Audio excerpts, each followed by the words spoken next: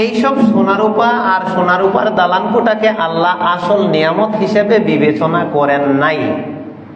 আল্লাহর কাছে আসল নিয়ামত হচ্ছে সেগুলা যেগুলা ভোগ করলে দুনিয়াতে মানুষ পরকালে নাজাত পায়, জান্নাতের নিয়ামত পায়। এই জন্য তিনি বলেছেন ওয়ারাদিতু লাকুমুল ইসলামা দীনা, ইসলামকে দিন হিসেবে দিয়ে আমি খুশি হয়েছি। আর তার আগে বলেছেন আল-ইয়াউমা আকমালতু লাকুম দীনাকুম ওয়া আতমামতু আলাইকুম কি নিয়ামতি, নিয়ামতে পূর্ণ করে দিয়েছি। তো ইসলামটা নিয়ামত। তো আমরা এই নিয়ামতগুলো পাইছি দুনিয়ার নিয়ামতের পাশাপাশি। এই জন্য আমরা আল্লাহর প্রতি কৃতজ্ঞ থাকবো সব সময় এবং আল্লাহর শুকরিয়া আদায় করব। আল্লাহ আমাদের তৌফিক দান করুন, আল্লাহুম্মা আমিন। এমনিও জুমার দিনে বিশেষভাবে সবসময় স্বাভাবিকভাবে নবীর প্রতি দুরূদ পাঠ করার ব্যাপারে উৎসাহ দেওয়া হয়েছে। আর এটা এমন একটা ইবাদত যেটা আল্লাহ নিজে করেন, ফেরেশতারাও করেন, আর মুমিনদেরকে বলা হয়েছে ইয়া আইয়ুহাল্লাযীনা আমানু সাল্লু আলাইহি ওয়া সাল্লিমু তাসলিমা। আর সেই দিনটা যদি হয় জুমার দিন, তখন আবার আরেক হাদিস নবী সাল্লাল্লাহু আলাইহি ওয়াসাল্লাম বলেছেন ইযা কানা ইয়াউমাল জুমআ, যখন জুমার দিন আসে ফাআকতিরু আলাইয়া সালাহ, আমার উপরে বেশি বেশি সালাত আদায় করো, সালাত প্রেরণ করো। তো জুমাদের যে সালাতগুলো হয় সেগুলো আমার কাছে পৌঁছাইয়া দেওয়া হয়, আমি সেগুলো পাইয়া যাই। তো সালাত আমরা পড়ি যায় নবীর কাছে, আর এর বিনিময়ে আমরা পাই নেকি, সওয়াব আল্লাহর কাছে। প্রশ্ন আসছিল যে আমাদের দুরূদ আপনার কাছে পৌঁছানো হয়, আপনি কি সেটা বুঝতে পারেন? বলে হ্যাঁ পারি। বলে মানুষ মরে গেলে তো কবরে পচে গলে যায়, তাহলে আপনি এটা কেমনে বুঝবেন, কেমনে এটা অনুভব করতে পারবেন? তখন আল্লাহ নবী বললেন যে সব মানুষ সমান না, যারা নবী হয় কবরের মাটি তাদের দেহকে খাইতে পারে না। সুবহানাল্লাহ। তো একটা হাদিসে পাওয়া যায় আল আম্বিয়াউ আহিয়াউন ফি কুবুরিহিম ইউসাল্লুন, নবী রাসূলগণ তাদের কবরে জীবিত অবস্থায় আছেন এবং তারা সালাতরত আছেন।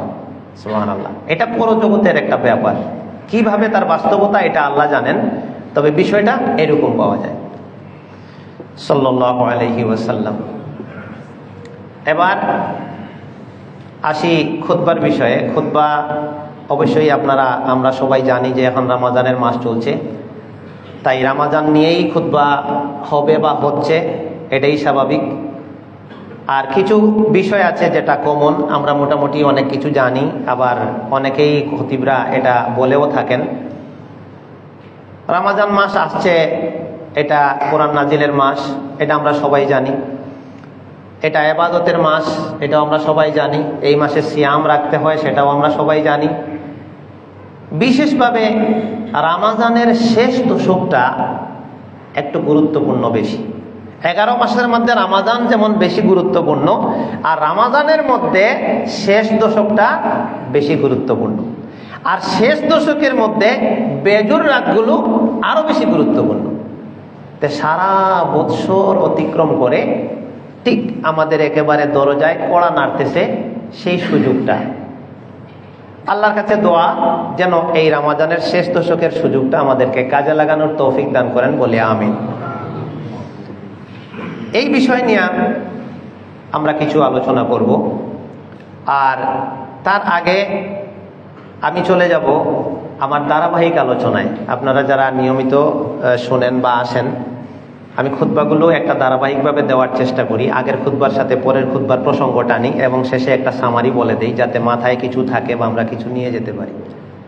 দেখেন তো মনে আছে কিনা, গত মাসে যে জুমার খুতবাটা দিয়েছিলাম সেইখানেও কিন্তু বিগত 2 জুমায় আমি এই রমজানকে কেন্দ্র করেই খুতবা দিয়েছিলাম। তার আগের মাসে দিয়েছিলাম রমজানের প্রস্তুতি কেমন হবে, মনে আছে? আর গত মাসে দিয়েছিলাম রমজানের উদ্দেশ্যটা কি, লাআল্লাকুম তাত্তাকুন, মুত্তাকি হওয়া। তারপরে বলেছিলাম যে মুত্তাকি হইলে কি লাভ আর না হইলে কি লাভ। তখন তাকওয়ার কয়টা পয়েন্ট নিয়ে আলোচনা করেছিলাম? কয়টা? একজনের মনে আছে, আর নাই কেন? আমি না পড়ে পড়ে শুনাইলাম। 20টা উপকারিতা শুধু আয়াত দিয়ে দিয়ে বলেছিলাম যে তাকওয়া অর্জন করলে এই উপকারটা হয়। তো এখন এই প্রসঙ্গের একটা শেষ অংশ আছে, সেটা আমরা বলবো। আলোচনা করব এবং জানবো।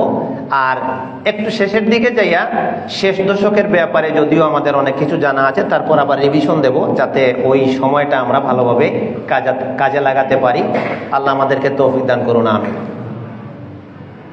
আমি দুইটা হাদিস শোনাবো আগে, আর এই দুইটা হাদিসই হচ্ছে ওই বিষয়ের সাথে রিলেটেড যে রমাজান মাস আল্লাহ আমাদেরকে কেন দান করছেন, রমাজান আমাদেরকে কি দিয়ে যায়, আর কাদের সিয়ামটা আল্লাহর কাছে কবুল হয়। আপনারা আরবি ভাষা জানলে, আমি একটু আগে সার্চ করছিলাম, মান লাম ইয়াকবালিল্লাহু সিয়ামাহু, মানুষ সিয়ামের ক্ষেত্রে দুই প্রকার। একদল হচ্ছে তাদের সিয়াম আল্লাহর কাছে কবুল হচ্ছে, আরেক দল হচ্ছে তাদের সিয়াম আল্লাহর কাছে কবুল হচ্ছে না, যদিও তারা সিয়াম রাখতেছে। এই বিষয়টা একটা হাদিস বুখারী, সহিহ বুখারীর 1903, রাসূল সাল্লাল্লাহু আলাইহি ওয়াসাল্লাম বলছেন, মাল্লাম ইয়াদা কাউলা যুর ওয়াল আমালা বিহি, যে মানুষ মিথ্যা কথা ছাড়তে পারে না, মিথ্যা কাজ ছাড়তে পারে না, ফালাইসা লাহু হাজাতুন ইলাল্লাহি ফি আন ইয়াদা তাআমাহু ওয়া শারাবাহু, তাহলে তার খাদ্য এবং পানীয় ছেড়ে দেওয়াতে আল্লাহর কোনো দরকার নাই, কোনো প্রয়োজন নাই। এই হাদিসের ভাই আরেকটা হাদিস আছে, ভাই মানে কি কাছাকাছি, ভাই বা বোন যেটাই বলি। ইবনে মাজার 1690 নম্বরে আসছে, এখানে আবু হুরায়রা রাদিয়াল্লাহু আনহু থেকে বর্ণিত, রাসূল সাল্লাল্লাহু আলাইহি ওয়াসাল্লাম বলছেন, কামিন সাইমিন লাইসা লাহু মিন সিয়ামিহি ইল্লাল জু'। অনুবাদ কেউ বলতে পারবো এদিক থেকে? কামিন সাইমিন, এটা তো আমি মনে বলছিলাম, কামিন সাইমিন লাইসা লাহু মিন সিয়ামিহি ইল্লাল জু'। গত সপ্তাহে তো মনে হাদিসটা আসার কথা। যৌন অর্থ কি বলছিলাম? ক্ষুধা। অনেক সিয়াম পালনকারী আছে পেটের ক্ষুধা ছাড়া কি নাই, কিছুই পায় না, লাইসা কিছুই নাই তার। ওয়া কাম মিন কাইমিন লাইসা লাহু মিন কিয়ামিহি ইল্লা সাহার, এটার মানে কি, অনেক কিয়ামুল লাইলকারী আছে, তারাবি পড়বে, জাগ্রত থাকবে, কোরআন তিলাওয়াত করবে, শুনবে, কিন্তু ঘুমের জাগ্রত থাকা ছাড়া সে আর কিছুই পাবে না। এই দুই হাদিস এক জায়গায় রাখলাম। আর এর বিপরীতে আরেকটা হাদিস আছে, আমি মনে আগে হয়তো বলেছিলাম, আবারও শক্তভাবে বলছি, এই জিনিসটা যে বুঝবে না, আসলে এই রমজান মাস আর এই যে রোজা রাখা, সিয়াম রাখা, আর এই যে এত আয়োজন কষ্ট, এটার তেমন কোনো সার্থকতা তার জীবনে আসবে না, ফলাফল আসবে না। এই দুইটা হাদিস যে বুঝবে না, এটাই সব কিছু, পুরো আয়োজনটা এটাকে কেন্দ্র করে। মুসনাদে আহমদের 6626 নম্বর হাদিস, আবু হুরায়রা রাদিয়াল্লাহু আনহু থেকে বর্ণিত, তিনি বলছেন, রাসূল সাল্লাল্লাহু আলাইহি ওয়াসাল্লাম বলেছেন, আসসিয়ামু ওয়াল কুরআন, জিনিস দুইটা, কয়টা? দুইটা। আসসিয়ামু ওয়াল কুরআন, এই দুইটা জিনিস, কুরআন এবং সিয়াম কি করবে? ইয়াশফাআনে লিল আবদি ইয়াউমাল কিয়ামা, কিয়ামতের দিন হাসরের মাঠে মানুষ যখন বিপদে পড়ে যাবে, জাহান্নাম সামনে চলে আসবে, রোদের তাপ মাথার উপরে চলে আসবে, সূর্য ঘাম ঝরতে থাকবে, কঠিন একটা হাহুতাশ বিপদের মধ্যে মানুষ পড়ে যাবে, তখন বিভিন্ন উপায় উপকরণ আসবে মানুষকে, ঈমানদারদেরকে বাঁচানোর জন্য। এই বিপদ সংকটের সময় দুইটা আমল এগিয়ে আসবে, একটা হচ্ছে সিয়াম আর একটা হচ্ছে কোরআন। এসে আল্লাহকে বলবে, ইয়া রব, আয় রব। ওয়াকুলু সিয়াম, সিয়াম কিভাবে বলবে আর কোরআন কিভাবে বলবে, হাদিসে এইভাবে বলে দেওয়া আছে। সিয়াম বলবে, আয় রব, হে আমার রব, শুনেন কি কও। এই যে একটা বান্দা দেখেন না, এত সিয়াম রাখছে দুনিয়াতে, যার কারণে মানাতুহু তুআম ওয়া শারাব ফিন নাহার, দিনের বেলায় খাদ্য পানীয় থেকে আমি এই বান্দাকে বঞ্চিত রেখেছি, সে সিয়াম রেখেছিল। ফাশাফিনি ফিহি, আমার সুপারিশ আছে তার ব্যাপারে। কি সুপারিশ? তাকে মাফ করে দিতে হবে, তাকে জান্নাত দিতে হবে। ওয়াকুলুল কুরআন, আরেকদিকে দাঁড়িয়ে যাবে কুরআন, কুরআন এসে বলবে, আয় রব, হে আমার রব, কি বল? এই যে আপনার এক বান্দা, মানাতুহুন নাওমা বিল্লাইল, এশার নামাজ পড়ে শুয়ে যাওয়ার কথা, বিছানায় যাওয়ার কথা, কিন্তু এশা পড়ে সে চলে যায়নি, আর অনেকক্ষণ দাঁড়িয়ে সে কিয়ামুল লাইল করেছে, ইমামের সাথে তারাবিহ আদায় করেছে, অথবা নিজে একা একাই করেছে, লম্বা সূরা তিলাওয়াত করেছে, অথবা একই সূরা বারবার পড়েছে, এই যে জাগ্রত থাকলো, কষ্ট করলো, আমার সুপারিশ আছে তার ব্যাপারে। কি করতে হবে? আপনি তাকে মাফ করে দেন, আপনি তাকে জান্নাত দেন। সুবহানাল্লাহ। এরপরে হাদিসের শেষ বাক্যে বলা হয়েছে ফায়ুশাফফাআনে, সিয়ামের সুপারিশও কবুল, কোরআনের সুপারিশও কবুল, আর এই দুই সুপারিশ কবুলের মাধ্যমে এই বান্দা জান্নাতি হয়ে যাবে। সুবহানাল্লাহ। এখন পার্থক্যটা কি? উপরের হাদিস বলছে, ইবনে মাজার 1690 নম্বর হাদিস বলছে, সিয়াম পালনকারী ক্ষুধা ছাড়া কিছুই পায় না, আর রাত্রে কোরআন তিলাওয়াতকারী জাগ্রত থাকা ছাড়া আর কিছুই পাচ্ছে না। পরের হাদিস বলছে এই সিয়ামই আবার আল্লাহর কাছে গিয়ে বলছে আল্লাহ তাকে মাফ করে দেন। এই কোরআনই আল্লাহর কাছে গিয়ে বলছে আল্লাহ এই বান্দাকে, এই বান্দিকে আপনি মাফ করে দেন, আর এই সুপারিশ কবুল করে তারা জান্নাতি হয়ে যাচ্ছে। সুবহানাল্লাহ। পার্থক্যটা কি? এটা বুঝার ব্যাপার আছে। একজনের সিয়াম কিছুই হচ্ছে না, কিয়াম কিছুই পাচ্ছে না, আর আরেকজনের এই একই জিনিস জান্নাতে নিয়ে যাচ্ছে। আমরা কোন গ্রুপে যেতে চাচ্ছি? যে আবাদত করার পরে আল্লাহ বলবেন এখানে তোর কিছুই নাই, এই গ্রুপে থাকবো? নাকি যে আবাদতটা করার পরে ওই আবাদত সুপারিশ করে আমাদের জান্নাতের সহায়ক হবে, ভূমিকা রাখবে, সেই গ্রুপে আমরা যাব? এটা আমাদের সিদ্ধান্ত। এটা কার সিদ্ধান্ত? এটা আল্লাহর সিদ্ধান্ত না। কথাটা বুঝছেন? কথা অনেক আছে এখানে, সিয়ামের মাসলা মাসাইল ফজিলত অনেক কথা আছে, কিন্তু আমি অনেক চিন্তা ভাবনা করে দেখলাম আমাদের বাংলাদেশের কথাই যদি ধরি, 90% জন মানুষের সিয়াম নষ্ট হচ্ছে। সিয়াম আসলে কোনো কাজ দিচ্ছে না তার। এটা যারা এই বিষয়টা আমরা অন্তরের চোখ দিয়ে দেখতে পারবো, তখন মানুষ সিয়াম আর মানুষের অবস্থা দেখলে অন্তর চক্ষু বলে দেবে যে এর সিয়াম ঠিকই রাখতেছে, কিন্তু এই সিয়াম কোনো কাজে লাগতেছে না।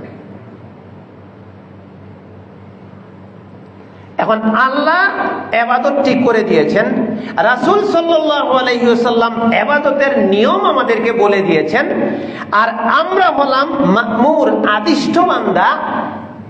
ইবাদত করব কিনা সিদ্ধান্ত আমাদের, আর ইবাদতটা আমরা কোন মানে নিয়ে যাব। যে ইবাদত করার পরে মুখে মারা হবে, ছুঁড়ে ফেলা হবে, ছায়ের মতো বর্ষ করে দেওয়া হবে, সেই গ্রুপে যাব, নাকি আমাদের ইবাদতের মানকে সেই পর্যায়ে নিয়ে যাব যেটা সুপারিশ করে আমাদেরকে জান্নাতে নিয়ে যাবে? এটা আমাদের নিজেদের কাজ, নিজেদের সিদ্ধান্ত। এটা আমরা ঠিক করতে হবে। এখন আপনারা সবাই বলবেন যে আমরা ওই গ্রুপে যেতে চাই না যারা আমলের স্তূপ জমাবে, আর আল্লাহ বলবেন হাবা আমুম্বাসা, আমি এগুলা ধুলিকোনার মতো উড়াইয়া দিলাম। আমি অন্তত যেতে চাই না। আপনারা কেউ ওই গ্রুপে যেতে চাননি যে দুনিয়া সারা জীবন আমল করব, আর কিয়ামতের দিন আল্লাহ আমাদেরকে দেখাবেন যে এই দেখো তোমার আমলের বিরাট স্তূপ, এবার দেখো আমি সব ছায়ের মতো ধুলিকোনার মতো উড়াইয়া দিছি। আমি তো চাই না। আপনারাও বলবেন যে না, আমরাও চাই না। তা আমি ওইটা চাই যে আমার ইবাদত আল্লাহর কাছে সুপারিশ করবে, আমি জান্নাত পাবো। আপনারা বলবেন আমিও চাই। তাহলে আমরা কি ওই মানে যেতে পারলাম কিনা, এটা আমাদের নিরীক্ষণের দরকার আছে, বুঝবার দরকার আছে। এই ব্যাপারে আজকে একটা জিনিস এখানে পড়লাম, ওই একটা সালে আল মুনাজ্জিদ রাহিমাহুল্লাহ এই বিষয়ের উপরে একটা প্রবন্ধ পড়লাম যে মাল্লাম ইয়াকবালিল্লাহু সিয়ামাহু, আল্লাহ কার সিয়াম কবুল করবেন না। পড়তে যাইয়া একটা জিনিস এখানে সামনে আসলো, একজনের ঘটনা, আবু দারদা রাদিয়াল্লাহু তাআলা আনহুর। অবাক হয়ে যাওয়া যায়।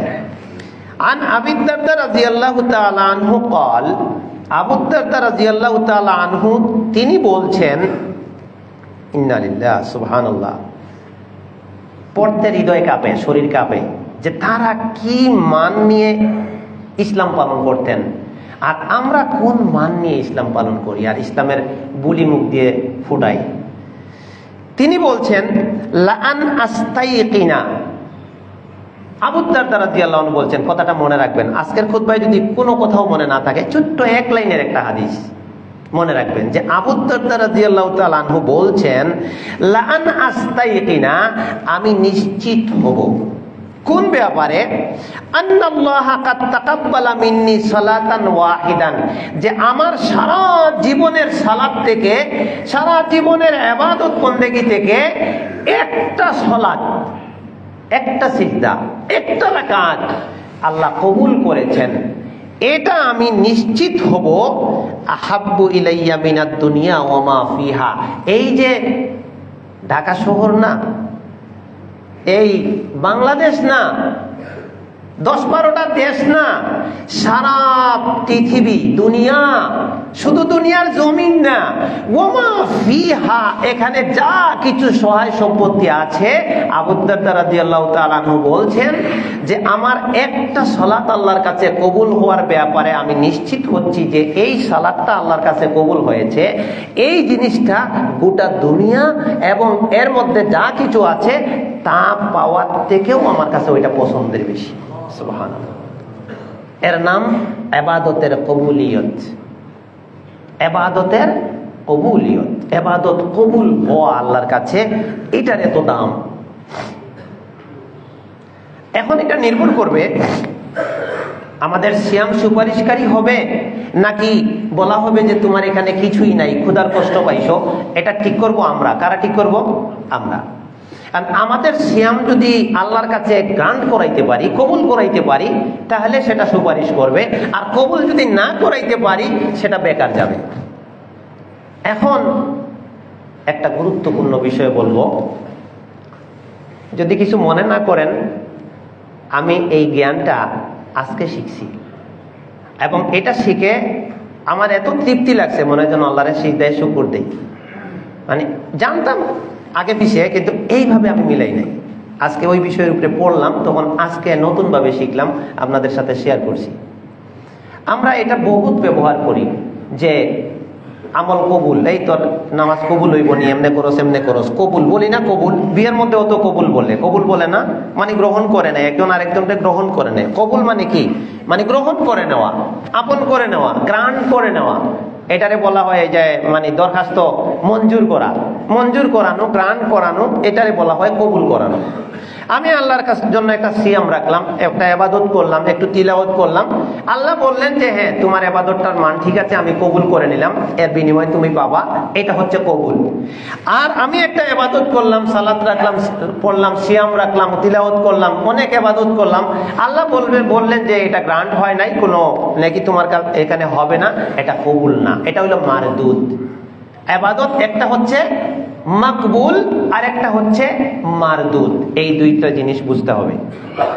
হচ্ছে মাকবুল বা হচ্ছে মাবরুর, আর একটা হচ্ছে মারদুদ। তাহলে আমাদের ইবাদত খুব বোঝার চেষ্টা করি। আমরা যত ইবাদত করে যাচ্ছি, যত কিছু করতেছি, তার দুইটা অপশন, হয়তো মাকবুল আর না হয় কি মারদুদ। বলেন তো, একটা অপশন হচ্ছে মাকবুল, কি মাকবুল, আর একটা অপশন কি মারদুদ। মাকবুল মানে হয়তো আল্লাহ এটাকে কবুল করে নেবেন, রেজাল্ট পাবো। আর মারদুদ মানে হচ্ছে এটাকে ফেরত দেওয়া হবে, এটাকে নষ্ট করে দেওয়া হবে, এটার কোনো রেজাল্ট আমরা পাবো না। এটা প্রত্যেকটা আমলের ক্ষেত্রে আমাদের এই দুইটা অপশনের একটা ঘটতেছে। এখানে একটা সূক্ষ্ম জিনিস যেটা আমি বলছিলাম যে আজকে নতুন শিখছি। আমি এতটুকুই জানতাম আগে যে আমল কবুলের দুইটা দিক আছে, একটা হইলো কবুল হইলে নেকি পাবো, আর একটা হইলো কবুল না হইলে নেকি পাবো না। আজকে আরেকটা জিনিস শিখলাম যে আমল কবুল হওয়ার মধ্যেও দুইটা ভাগ আছে।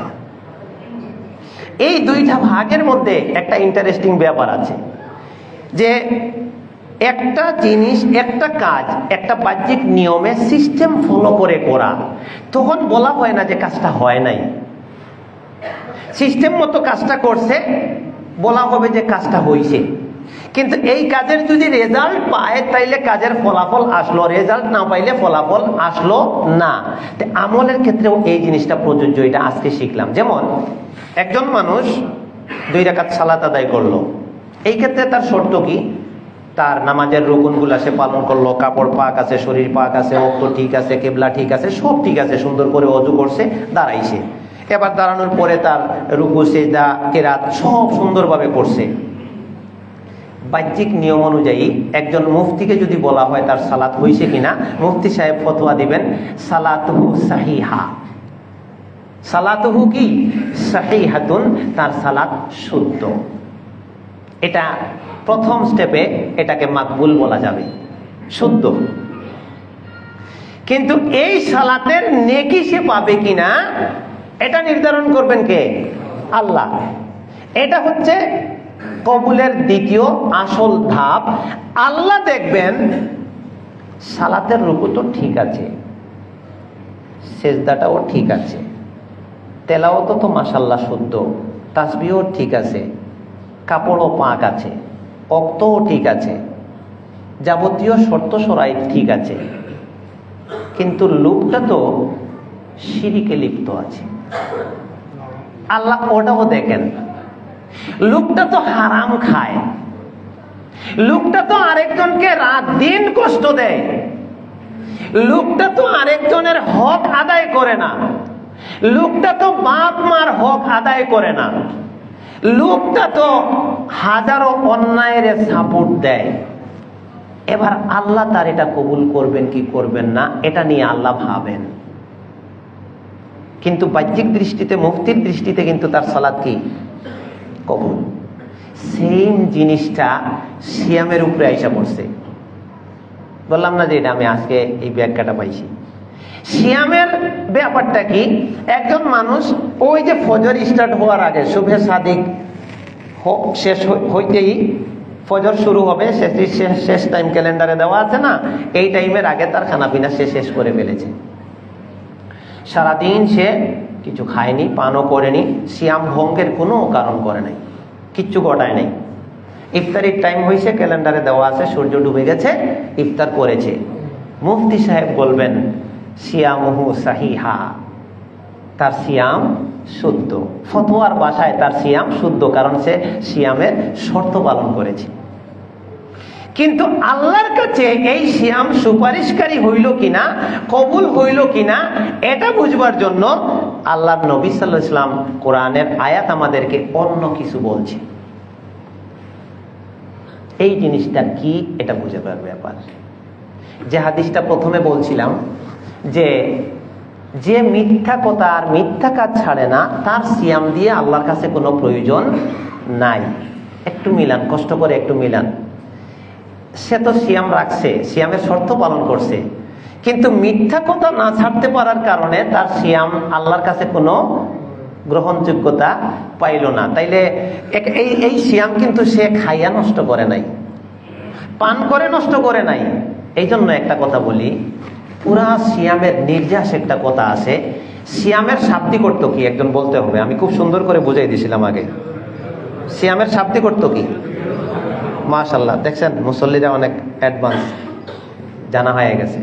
সিয়ামের শাব্দিক অর্থ হইল বিরত থাকা। একটা সূক্ষ্ম গুরুত্বপূর্ণ জিনিস, এটা না বোঝার কারণে মানুষের সিয়াম হচ্ছে না। এই বিরত থাকা এটা একটু ব্যাপকতা আছে। খানা থেকেও বিরত থাকা, পান করা থেকেও বিরত থাকা। আরেকটা কথা হচ্ছে, আমি এখানে এবারত পড়তে পারতেছি না, সময় বেশি যাবে। মানহিয়াত যত জিনিস আছে, আল্লাহর নিষিদ্ধ যত জিনিস আছে, সিয়ামের দাবি হচ্ছে এই সমস্ত নিষিদ্ধ জিনিস থেকে তুমি বিরত থাকবা। এই অভ্যাসটা তোমাকে করানোর জন্য এই সিয়াম তোমাকে সাহায্য করে। সুবহানাল্লাহ। শুনেন, আল্লাহ আমাদেরকে ভাত মাছ দিছেন, দুধ দিছেন, এই যে খাবার জাতীয় ফল ফ্রুট দিছেন, এটা কি খাওয়ার জন্য নাকি ফেলে দেওয়ার জন্য? না এমনি গাছে ধরছে? আল্লাহ খাওয়ার জন্য দেন নাই। খুব মজার জিনিস, বোঝার চেষ্টা করেন। আল্লাহ বলছেন ফলবান গাছ যখন হয়ে যায়, কুলু মিন সামারিহি, আল্লাহর আদেশ। কার আদেশ ভাই? আল্লাহর আদেশ। কুলু, এটা আমরের সেগা। যারা এখানেও আমি জানি যে অনেকে আরবি পড়েছেন বা মাদ্রাসার শিক্ষক আছেন, এটা আমর। সাবা ভাই, কুলু এটা আমর না? কুল এক বচন, তুমি খাও। কুলা দ্বিবচন, আর তার জমা কি? কুলু, তার মানে কি? তোমরা খাও। এই যে দেখছেন, উনি সাক্ষী, সরব যারা পড়ছে তারা বুঝে। এটা হচ্ছে ইম্পারেটিভ সেন্টেন্স, আল্লাহর আদেশ। তুমি গাছ লাগাইছো, ফল ধরানোর ক্ষমতা তোমার ছিল না, ফল আমি ধরাইছি। এবার ফল ধরছে, কুলু, এটা ফালানো যাবে না, তুমি খাও, না খাইলে বাজারে নিয়ে বিক্রি করো, আরেকজন টাকা দিয়ে কিনে নিয়ে খাবে। ওয়া আতু হাক্কাহু, তবে একটা শর্ত দিছি, ফল ফসলের তুমি যাকাত দিয়ে দিবা, উশুর দিয়ে দিবা, কিন্তু খাইতে বলছেন। এখন রমাজানের সিয়াম চলছে, ইফতারের টাইম হয় নাই, আমি সিয়াম আছি। একটু সূক্ষ্ম জিনিস, সুবহানাল্লাহ, এটা বুঝলে এত স্বাদ লাগবে, এত মজা লাগবে।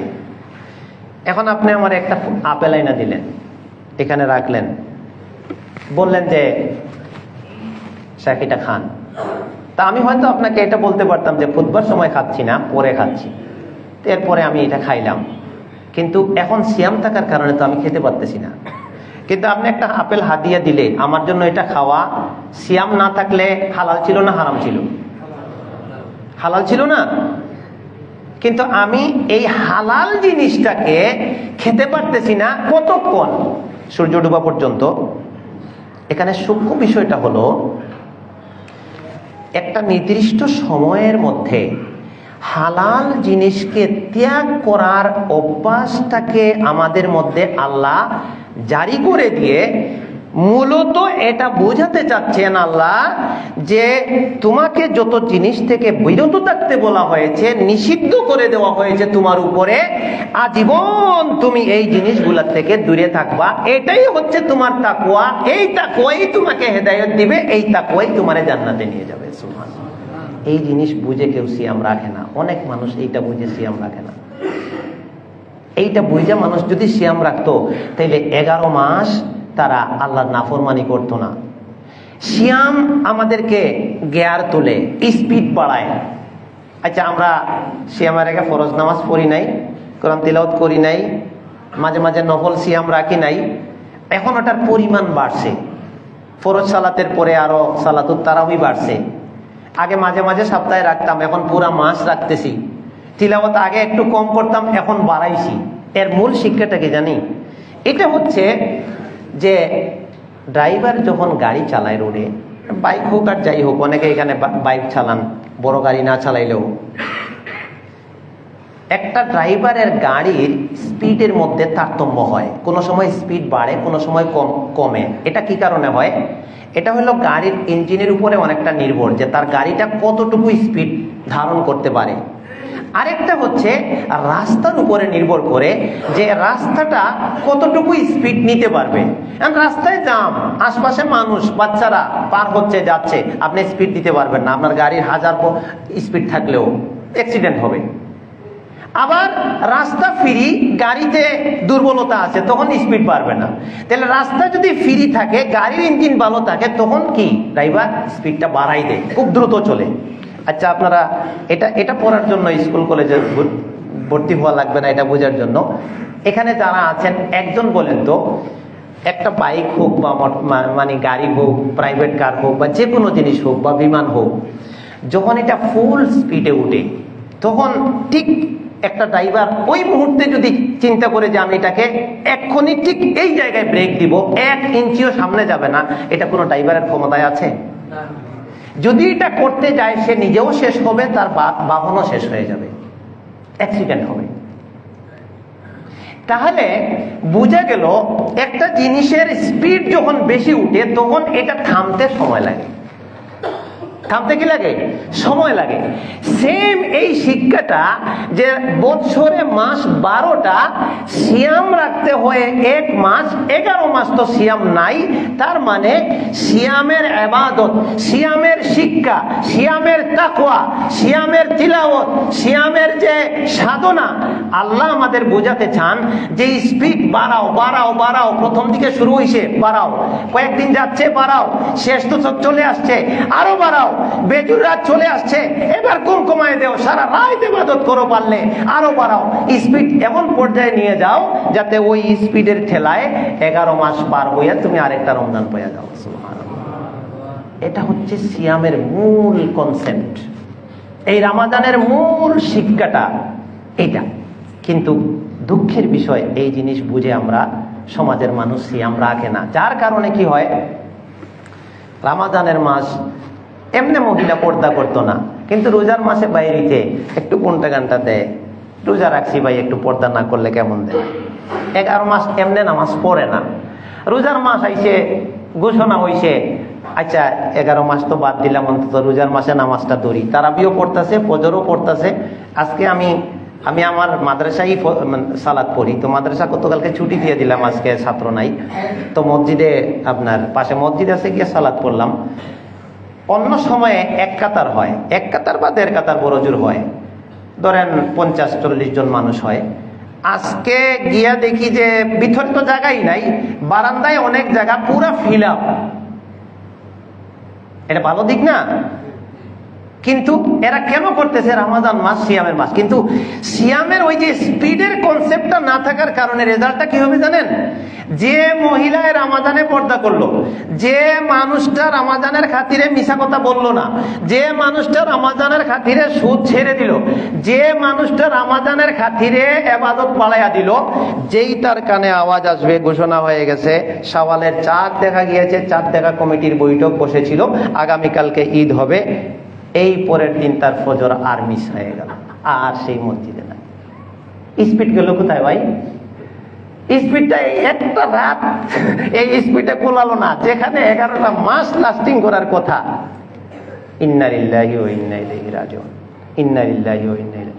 এই জন্য আমি বলছিলাম, আমার কথা আগে পরে যারা আসছেন শুনেন নাই, যে আমরা যে সিয়াম পালন করতেছি, এটা মুফতির ফতোয়ায় আমাদের সিয়াম কবুল হচ্ছে। কিভাবে? যে আমরা সাহারির টাইম শেষ হওয়ার আগে খানা শেষ করে দিচ্ছি, আর সূর্য ডুবার পরে খাচ্ছি। মুফতি সাহেব বলবেন তোমার সিয়াম ভঙ্গের কোনো কারণ ঘটাও নাই, তোমার সিয়াম হয়েছে।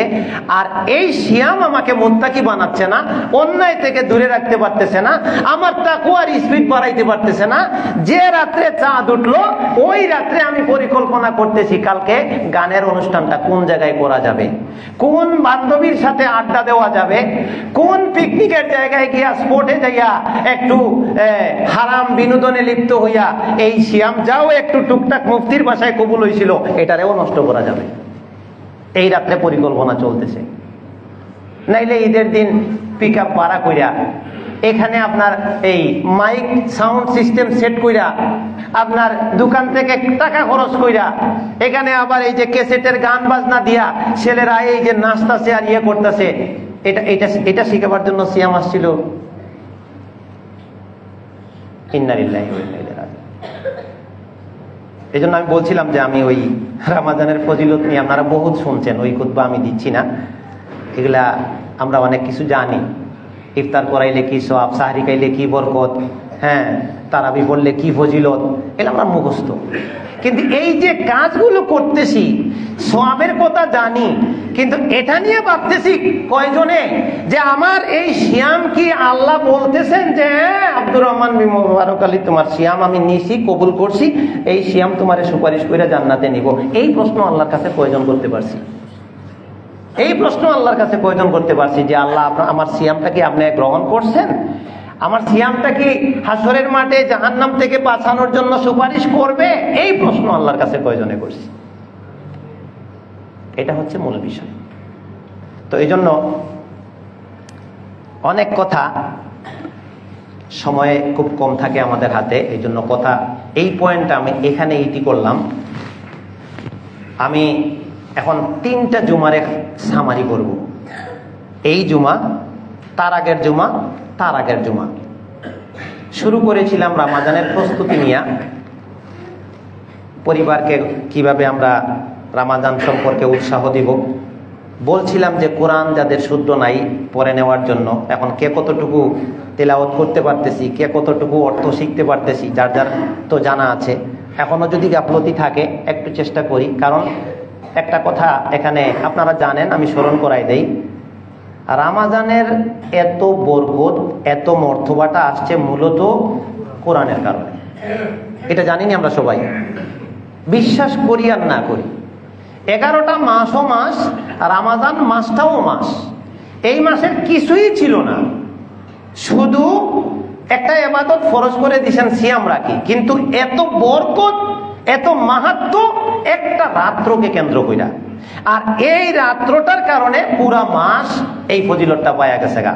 এর নাম হচ্ছে ইন্না আনজালনাহু ফি লাইলাতুল কদর। শুরুতে পড়ছিলাম, মনে আছে তো? ইন্না আনজালনাহু ফি লাইলাতিল কদর, আমি এটাকে নাজিল করেছি কোরআনে। এটাকে মানে কোনটা? এটা মানে কোনটা?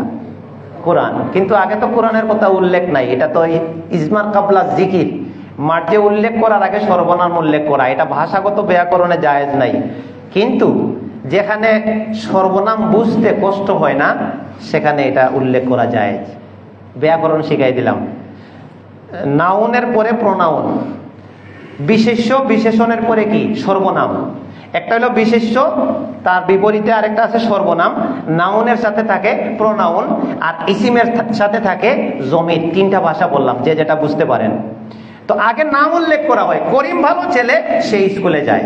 আর আমি শুরুতেই বলি যদি সেই স্কুলে যায়, চিনলেন না, এটা ভাষার নিয়ম না। তা আগে নাম উল্লেখ করতে হবে, পরে সর্বনাম। কিন্তু যারে চিনতে সমস্যা হয় না আরবিতে, তারে উল্লেখ করা যায়। বলো হুয়া, তিনি। এই তিনি মানে কে? দেখছেন, আমি বলার আগেই বুঝে ফেলাইছেন। এই জন্য এটা আল্লাহ শব্দ পরে হুয়া আগে। তো আল্লাহ বলছেন ইন্না আনজালনাহু, নিশ্চয় আমি অবতীর্ণ করেছি এটাকে। সবাই বুঝতে কষ্ট হবে না যে এটা মানে কোরআন। কখন নাজিল করেছেন? ফি লাইলাতিল কদর, কদরের রাতে।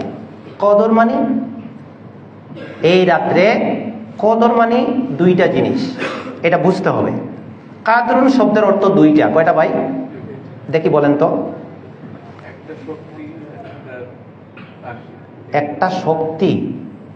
কাদরুনের অর্থ তো কুদরতুনের অর্থ শক্তি, শক্তি না।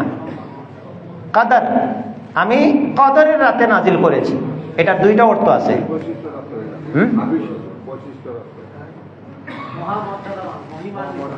কাদারুন শব্দের দুইটা অর্থ মনে রাখবেন।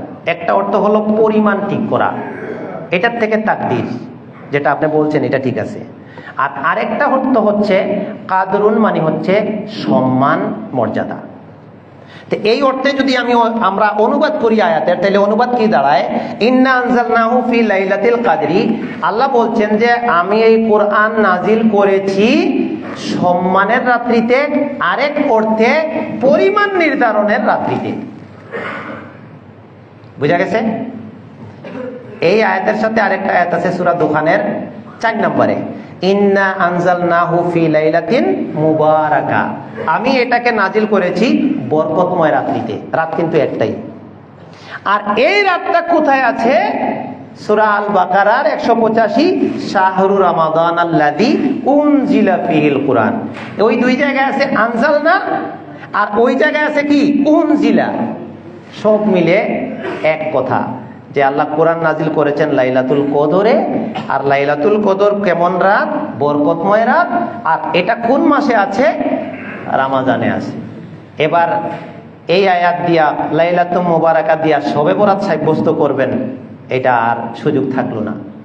সুযোগ কি হইল না?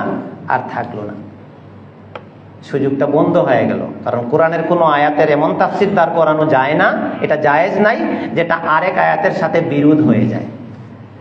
আল্লাহ এখানে বলে দিলেন কদরের রাত্রিতে নাজিল করছি, আবার বলে দিলেন এটা রমাজান মাসে আছে। এখন মুবারাকা আরেকটা আয়াত দেখে আপনি এই রমাজান বাইর কইরা অন্য মাসে সেট করবেন, আর এই সুযোগ থাকে না। এখন লাইলাতুল কদর যেটা, লাইলাতুল মুবারাকাও সেটা। আর নাইলে মাস চেঞ্জ হয়ে যাচ্ছে। আমার কথা বোঝা গেছে? এরপরে আল্লাহ দেখেন কি বলতেন, ওমা আদরাকা মা লাইলাতুল কদর, তুমি কি জানো কদরের রাত কি? ইন্না আনজালনাহু ফি লাইলাতিল কদর ওমা আদরাকা মা লাইলাতুল কদর। এরপরে আল্লাহ বললেন লাইলাতুল কদরি, কদরের রাত, খায়রুম মিন আলফি শাহর, 1000 মাস থেকে উত্তম। সুবহানাল্লাহ। তাইলে কদরের অর্থ কয়টা? দুইটা। কি কি? একটা, দুইটা অর্থ কি কি? একটা পরিমাণ নির্ধারণ করা, আরেকটা হইল খুতবা বোঝার চেষ্টা করো। কথা কম বলি, সমস্যা নাই, কথা আলোচনা কম হোক, এটাতে দোষ নাই। আপনারা এটা আমারে বলবেন না যে এত কম আলোচনা করলেন কেন, এটা কোনো দোষ না। কথা আমি কম বলি, আমরা বোঝার চেষ্টা করি। আমি যে কথাগুলি বলছি এটা মানে বাইরের কিচ্ছু না, হয়তো কোনো আয়াত থেকে, আর নাইলে মূল জিনিসটা একবারে নির্যাস জিনিসটা। তাইলে ভাই কন্ত আপনি যদি আমরা এই অর্থ নেই যে আমি কোরআন নাজিল করেছি মর্যাদার রাত্রিতে, তাহলে এই মর্যাদা মানেটা কি? কিসের দিক থেকে এই রাত মর্যাদা পাইল? এই যে আল্লাহ এখানে কোরআন নাজিল করেছেন এই জন্য রাত্রে মর্যাদা, এই রাত্রে আল্লাহ মানুষকে মাফ করে দিবেন এই জন্য এই রাত মর্যাদাপূর্ণ। এই রাত্রে মানুষ যদি ইবাদত বন্দেগী করে তাইলে 1000 মাস, যে মাসে লাইলাতুল কদর নাই, এই 1000 মাস ইবাদত করে যা পাইতো তার থেকে বেশি নেকি পাইয়া যায়। এই দিক থেকে লাইলাতুল কদর মর্যাদার রাত। এই অর্থ এখন বুঝছি তো? ঠিক আছে। এবার যদি আমরা ওই অর্থটা নেই, এটা বুঝার আছে, সবার বুঝার অধিকার আছে, এটা বুঝতে আমি বাধ্য। এখন যদি এই অর্থ নেই যে আমি কোরআন নাজিল করেছি পরিমাণ নির্ধারণ করার রাত্রিতে, যেহেতু অর্থ দুইটা আছে, তাইলে আয়াতের অর্থ কি হবে? এদিক থেকে একদম বলেন তো, তখন আয়াতের বুঝটা কি হবে? আপনি তো আয়াত তো মুখস্থ আছে, অর্থ অনেকে জানেন যে আমি এই মর্যাদাপূর্ণ রাত্রিতে নাজিল করেছি, এটা তো একটা অর্থ। আরেকটা অর্থ যে আমি এই কোরআন নাজিল করেছি পরিমাণ নির্ধারণের রাত্রিতে, তখন তার অর্থ কি হবে? আমি এই রাত্রিতে তাকদীর নির্ধারণ করে থাকি। এই রাত্রিতে কি নির্ধারণ করে থাকি? তাকদীর। তাকদীরের দুইটা ধাপ আছে, একটা হলো মুবরাম, অনেক আগে আল্লাহ ঠিক করে ফেলছেন, যা হওয়ার তাই হবে, কোনো উলট পালট নাই। আরেকটা আছে মুআল্লাক তাকদীর, এটা বাৎসরিক হিসাব করা হয় বা একটা বান্দার সাথে ঝুলিয়ে দেওয়া হয়, তুমি যদি এই ভালো কাজ করো তাইলে এই বেনিফিট পাবা, না করলে এটা পাবা না। কিন্তু মরবো কখন, হায়াত কি, বাঁচবো কি, কার সন্তান কয়টা হবে, কি হবে, এগুলা কিয়ামত কবে হবে, হ্যাঁ বিচার কবে হবে, এগুলো অনেক কিছু আছে, এটা আল্লাহ ঠিক করে দেন আগে। তাহলে এখন কি দাঁড়াইলো? লাইলাতুল কদর একটা অর্থ হইল মর্যাদার রাত্রিতে, মানে এই রাতে অনেক মর্যাদা আছে, অনেক নেকি আছে, অনেক সওয়াব আছে, বুঝলাম।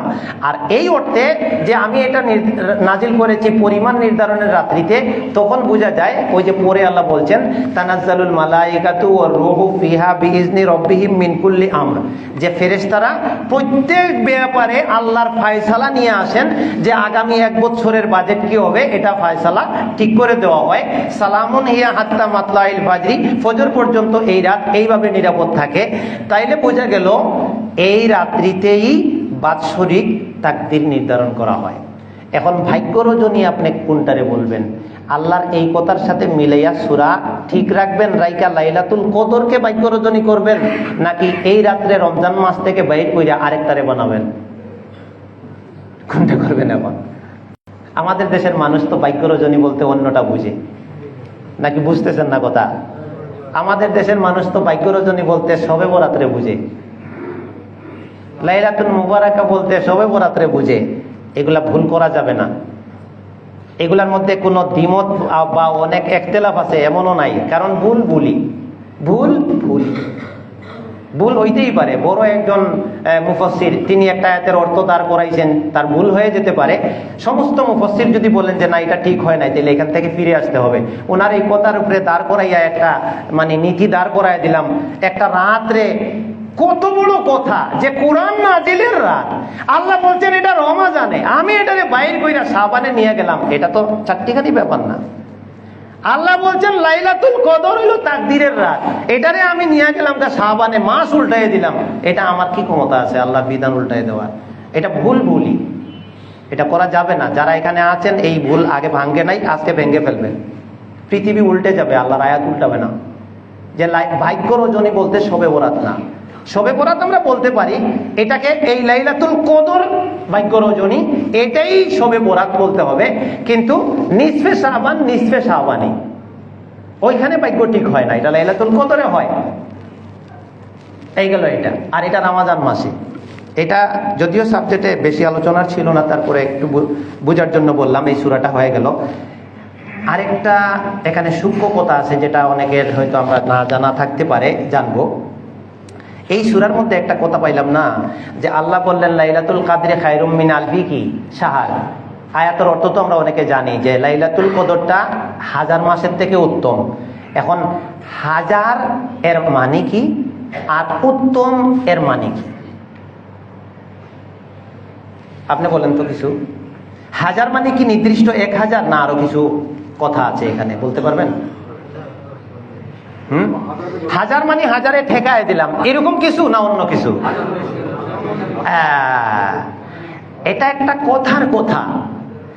আল্লাহ বলছেন হাজার মাস থেকে উত্তম, মানে হাজারে এটা ঠেকানা, মানে হাজার হাজার, এটা একটা বড় কথা যে তুমি যেটা হিসাব করতে পারো না এরকম রাত থেকে উত্তম। এখানে সংখ্যা নির্দিষ্ট হয় না, এটা আমরাও ব্যবহার করি। একজন মানুষকে আপনি কয়েকবার ডাক দিছেন, শুনে নাই, এরপরে আসছে বলতেছেন এই আপনার তোমার না আমি 20 বার 14 বার ডাক দিলাম, শুনলা না? তার মানে কি সে গয়না ডাক দিছিল? তো 20 বার বললো যে এটা কথার কথা। তা আল্লাহ এখানে বুঝাইছেন যে এই রাত হাজার মানে অসংখ্য অগণিত রাত থেকে উত্তম। এটা একটা বড় সংখ্যা দিয়ে তোমারে গুরুত্ব বুঝাই দিলাম। সুবহানাল্লাহ। এবার উত্তম এর মানে কি আপনি কোন তো? উত্তম বলতে কি বুঝেন? খায়রুন এটা কি বুঝছেন বলেন তো? মর্যাদা, কিসের দিক থেকে মর্যাদা? কি মর্যাদা? এখানে এমন অনেক সুন্দর কথা আছে, আমার বিশ্বাস অনেকের এটা জানা নাই, আজকে একটু জানার চেষ্টা করব। আপনি কোন তো খায়রুন, যে এই উত্তম, এটার দুইটা অর্থ আছে। একটা কোন তো? সময় কম, একটু খেয়াল করি, এগুলো আসলে বুঝার জিনিস। এই যে এই সময়টা সারা বছরে আমার সামনে আসছে, তা আমি আয়াতে তিলাওয়াত করলাম লাইলাতুল কদরি খায়রুম মিন আলফি শাহর, অনুবাদ করে নিলাম, হ্যাঁ লাইলাতুল কদর হচ্ছে হাজার মাস থেকে উত্তম, কিন্তু হাজার মাসও বুঝলাম না, উত্তমের অর্থ বুঝলাম না। তো এটা আমি প্রয়োগটা করব কিভাবে? এটাকে আমার আমলে কিভাবে নিব? আয়াতের বুঝতে না আসলে তো আমি এটাকে আমলে নিতে পারতেছি না। উত্তমের দুইটা অর্থ। কয়টা অর্থ ভাই? দুইটা অর্থ। মনে থাকবে তো বললে? কয়দিন মনে থাকবে? মসজিদ পর্যন্ত না বাড়ি পর্যন্ত? নিয়ত করবেন মৃত্যু পর্যন্ত, এবং মানুষকে বলবেন, তাইলে মনে থাকে। মানুষকে দাওয়া দিলে যেটা শিখবেন ওটা মানুষকে বললে মনে থাকে। ওই যে যারা মাদ্রাসায় পড়ে পারিগয় বা টিচিং নেয় কিন্তু শিক্ষকতা করে না, দেখবেন যে ওই কয়েকদিনের মধ্যে সব শেষ। আর পড়াইতে থাকলে ওরা মনে থাকে। অনেক ভালো কম্পিউটারে কোর্স করছে, একবারে টাইপটুক যোগা শিখছে, কাজ ছাইরা দিছে, কম্পিউটার তার কাছে নাই, এরপরে কম্পিউটারে কিবোর্ড দিলে এটাই কোন অক্ষর কই এখন খুঁজে বের করে, আগে মুখস্থ আছিল এখন খুঁজে বের করে। প্র্যাকটিস এমন এক জিনিস, প্র্যাকটিস ছাড়া হয় না। খায়রুন মানে উত্তম, এখানে দুইটা অর্থ। কয়টা অর্থ? দুইটা অর্থ। একটা অর্থ হচ্ছে এই, খুব ভালো করে বুঝেন, আমি কম সময়ে মানে সামান্য মাপাজোকা ওয়ার্ডে বোঝাচ্ছি যাতে মনে থাকে। কদরের রাত, আমি আবার শুরু থেকে আসেন, আল্লাহ বলছেন আমি কদরের রাতে কোরআন নাজিল করেছি। কদরের রাত তুমি কি জানো? কে জানাইয়া দিবে তোমাকে কদরের রাত কি? দেখেন গুরুত্বটা আল্লাহ কেমনে বাড়াইছে। প্রশ্ন আল্লাহ নিজে করতেছেন, করে উত্তর আল্লাহ দিচ্ছেন। এবার উত্তরে গিয়ে বলতেছেন কদরের রাত হাজার হাজার মাস থেকে উত্তম। তার মানে এই কদরের রাত্রে যদি তুমি ঈমানের সাথে, কিসের সাথে বলেন সবাই, কিসের সাথে? ঈমানের সাথে, সওয়াবের আশায়, কিসের আশায়? সওয়াবের আশায়, ঈমানের সাথে সওয়াবের আশায় যদি ইবাদত করতে পারো, আল্লাহকে ডাকতে পারো, তওবা ইস্তেগফার করতে পারো, তোমার গুনাহ যদি ক্ষমা করাইতে পারো, তাইলে এই রাত্রিতে আমি তোমারে যে বেনিফিটটা দেব, যে ফলাফল রেজাল্টটা দেব, এটা তুমি অন্য সময়ে হাজার হাজার মাসেও পাইতা না। সুবহানাল্লাহ। এই হচ্ছে লাইলাতুল কদরি খায়রুম মিন আলফি শাহরিনের এক অর্থ। আর এই অর্থের সাপোর্টে আল্লাহর নবীর হাদিস, মান কামা লাইলাতুল কদরি ঈমানান ওয়া ইহতিসাবান গুফিরা লাহু মা তাকাদ্দামা মিন যামবিহি, যে লাইলাতুল কদরে ঈমান আর সওয়াবের আশায় কিয়ামুল লাইল করে, ইবাদত বন্দেগী করে, আল্লাহ তার পিছনের সমস্ত গুনাহ মাফ করে দেন। সুবহানাল্লাহ। এই উত্তমের আরেকটা অর্থ আছে।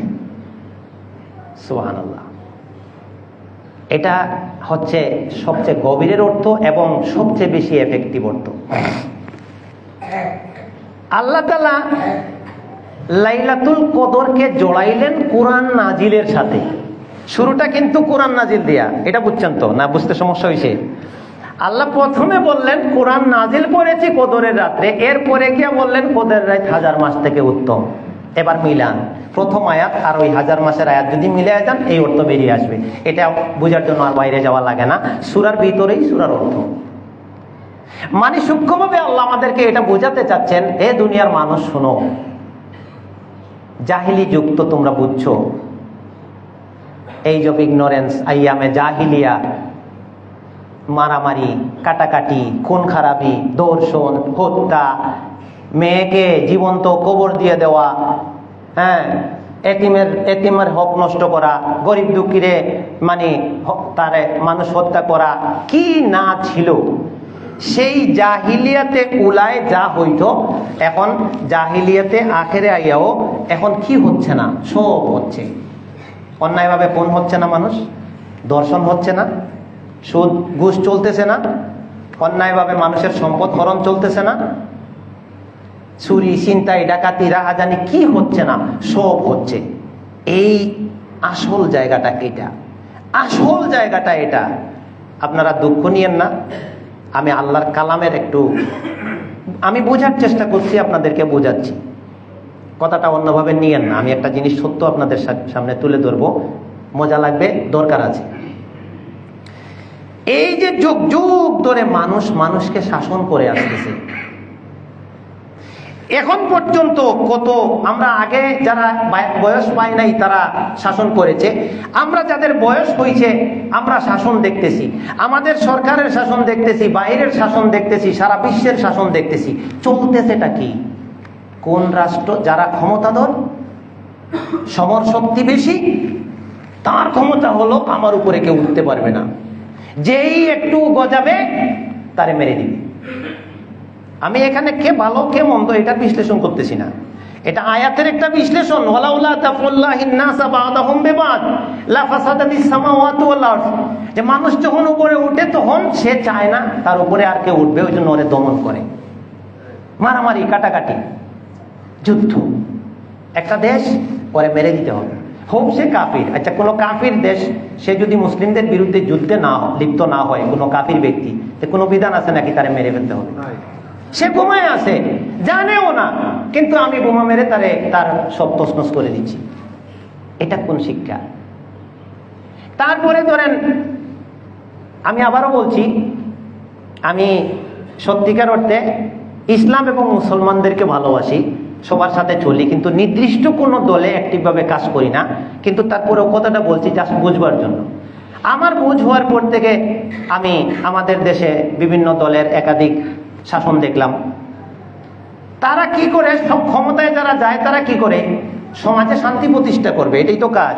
দেশের মানুষকে নিরাপত্তা দিবে, দেশের স্বার্থে কাজ করবে। যে শরিয়া নাই রাখলাম, শরিয়া আছে, কেউ রাষ্ট্র ক্ষমতায় গেলে ইম্মাক্কান্নাহুম ফিল আরদি আল্লাযিনা ইম্মাক্কান্নাহুম ফিল আরদি, এক নাম্বার কোন দেশে একজন মুসলিম শাসক যদি শাসক হয়, তার এক নাম্বার কাজ আগে মানুষকে নামাজি বানাবে। যেদিন সে ক্ষমতায় বসবে ওই দিন প্রজ্ঞাপন জারি করে দিবে, এই অঞ্চলের, এই দেশের কোন অফিস আদালত বেনামাজি লোক থাকতে পারবে না, যারা বেনামাজি হবে অ্যারেস্ট করা হবে। এটার কারণ কি? এটার কারণ কি? সূরা হজের আয়াত 41 মনে হয় আয়াতটা, কত ভাই? 41। এর কারণ হলো, যত আমরা ওয়াজ করি, যত ভালো খুতবা দেই, যত নসিহত করি না কেন, মানুষ যতক্ষণ আল্লাহমুখী না হবে, মসজিদমুখী না হবে, কোরআন হাতে না নিবে, ততদিন তারে দিয়া ভালো কিছু আশা করা যাবে না। আপনি অফিস করবেন, অফিসের কর্মকর্তা কর্মচারী হাজার হাজার লোক নিয়োগ দিয়ে রাখছেন, এই লোকগুলি নষ্ট, এগুলি দুর্নীতিবাজ, এগুলো খারাপ, এগুলো মানুষের পকেটের টাকা চুরি করে। এই কাম থেকে বাঁচাইতে হইলে আগে তারে নামাজি বানা। এই তালকিন দিছে কোনো শাসক আমি দেখি নাই, দেখছেন আপনারা? দিছে তার কর্মচারীরে যে এই অফিস ভূমি অফিস, এখানে প্রধান যে বলবে যে নামাজ বাধ্যতামূলক, দিছে, ওখানে তো দুর্নীতি চলবেই। তারপরে এই ভিক্ষুক রমাজানে হাঁটা যায় না, মসজিদ থেকে বাইরে এলে ভিক্ষুক জড়াইয়া ধরবে। কয়টা ভিক্ষুক আর মানুষ কত বাস করে, জাকাত বের করো, ওদেরকে স্বাবলম্বী করে দাও। রাস্তায় ভিক্ষার থলে নিয়ে হাঁটতে হবে কেন? এটা ইসলামের সমাজ না। জাকাত নিয়ে জাকাতের মালিক হাঁটবে, বলবে আমার জাকাত নেও, কিন্তু যেখানে ইসলাম, সত্যিকারের ইসলাম আসবে, মানুষ বলবে না আমার জাকাত দরকার নাই, জাকাত দেওয়ার লোক পাওয়া যাবে না। এটার নাম হলো ইসলামী সমাজ। এখন থালি নিয়ে আপনাকে হাঁটতে দিবে না ঈদের মাঠে আর মসজিদে। এটা কিসের সমাজ? এমন কোন অপরাধ আছে যেটা হচ্ছে না? এই জন্য এই কথাটা, আমার সময় শেষ, যে আল্লাহ বলতে চাচ্ছেন কদরের রাত 1000 মাস থেকে উত্তম। তার মানে হচ্ছে জাহিলি যুগে যেমন মানুষ সমাজ খারাপ হয়ে গেছিল, আমি এই কোরআন নাজিল করেছি, এই কোরআন পড়ে পড়ে কিছু লোক তৈরি হয়ে গেল, এরা কাফির মুশরিকদের সাথে যুদ্ধ করে ইসলাম বিজয়ী করলো, সমাজে শান্তি কায়েম হয়ে গেল, শান্তি প্রতিষ্ঠা হয়ে গেল। আবার পৃথিবী নষ্ট হয়ে গেছে। আল্লাহ এটা বোঝাতে চাচ্ছেন যে হাজার হাজার মাস থেকে যুগ যুগ ধরে যে অশান্তি দেখতে পাচ্ছ, এটা মিটাইতে হলে আবার সেই কোরআনের কাছে আসো। তুমি কোরআন পড়ো, এটা হাজার হাজার মাসে যে তুমি যা কিছু দেখছো, নিজে কোরআনের উপরে আমল করো, সমাজে কোরআনের বিধান চালু করো, আর যারা রাষ্ট্রে যাইব তারাও এই কোরআনের সংবিধান দিয়া রাষ্ট্র পরিচালনা করব, সমাজে শান্তি এসে করব। এর বাইরে কোনো উপায় নাই। এই যে নির্বাচন নিয়ে কতদিন গেল, তারপরে এখন ওই যে জুলাই সনদ নিয়ে কতদিন যাচ্ছে, এখন আবার আমার সময় শেষ, মানে অবাক হয়ে যাবেন। আমাদের দেশে কিছু সাংবাদিক আছে, খুঁচাই খুঁচাই কথা বাইর করে। কি করে?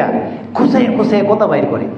তো খুঁচাই খুঁচাই কথা বাইর করলো, তারপরে দেখলো যে কোন কথাটা হিট করবে, তখন এটা কাট করে। কাট করে ওটা কিছু ইউটিউবার আছে, ফেসবুকার আছে, ছড়ায় দিল। দেখলো যে এটা হিট করবে, সবাই ছড়ায় দিল। এই যে এটা শেয়ার দেওয়া শুরু হইলো আর টোল শুরু হইলো।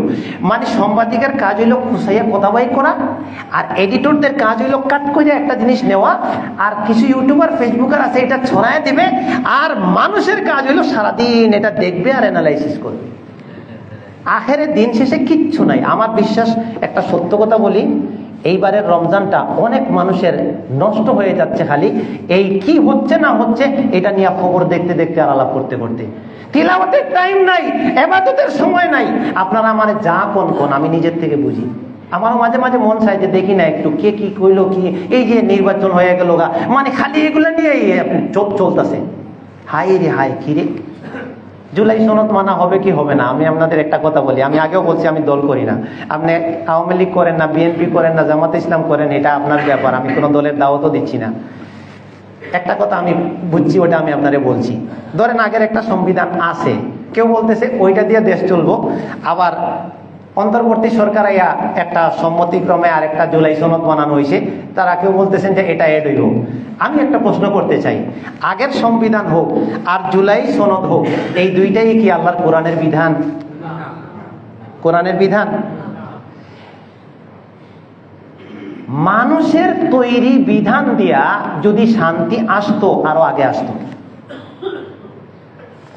আমাদেরকে ইমানদার হতে হবে, আমাদেরকে মানতে হবে যে সংবিধান আল্লাহর কোরআন হোক 100 বছর পরে, যেদিন কোরআনের খিলাফত কায়েম হবে ওই দিন শাসন ব্যবস্থা আয়ত্তে আসবে এবং মানুষ শান্তি পাবে। এর আগে কোনো সনদ দিয়ে শান্তি আসবে না।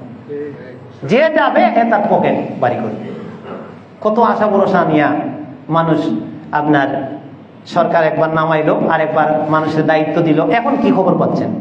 হের এই সমস্যা, হের এই সমস্যা, শান্তি আইছে? এখন যেই যাইব হের এই দোষ, এই দোষ, এই সমস্যা। আসল কথা হলো দেশের মানুষ নষ্ট। আমি এই শেষ করে দিচ্ছি, আমি এই কথাটা বলতাম না, বললাম কেন, এটা সিয়ামের সাথে রিলেটেড। সিয়াম হচ্ছে না তো আমাদের, সমাজ নষ্ট, পুরা মানুষগুলাই দুর্নীতিবাজ যারা চেয়ারে বসে আছে, এরা মানুষদের চুষে খাওয়ার জন্য বসে আছে। একজন এমপি ধরেন 1-1.5 লাখ টাকা, 2 লাখ টাকা নেয়, 3 লাখ টাকা, 5 লাখ টাকা তার ইনকাম, তাহলে 5 বছরে সে কয় কোটি টাকা কামাবে? কিন্তু সে যে 100 কোটি টাকা নির্বাচনে খরচ করলো, এটা কই থেকে আসবো? তে তারে আপনি ভোট দিয়া বা নির্বাচিত বানাইয়া কি আশা করতে পারেন? সে তো আগে তার ওই 100 কোটি টাকা তুলবে। আল্লাহ হেফাজত করুক, আল্লাহুম্মা আমিন। এই ফিতনায় আমাদেরকে জর্জরিত করে ফেলাইছে। তওবা করি, আল্লাহর দিকে ফিরে আসি। আর আমার বিনীত অনুরোধ, আমি জোর হাতে অনুরোধ করতেছি, রামাজানের অর্ধেকের বেশি সময় চলে গেছে, কথাটা ঠিক কিনা? রামাজানের বেশি সময় কিন্তু চলে গেছে, অর্ধেকের বেশি। যে কয়েকটা দিন আছে আমরা একটু ফারিক হই, একটু তওবা করি, আল্লাহমুখী আর একটু হই, একটু স্পিডটা বাড়াই, যাতে কয়েকটা মাস সামনে চলে।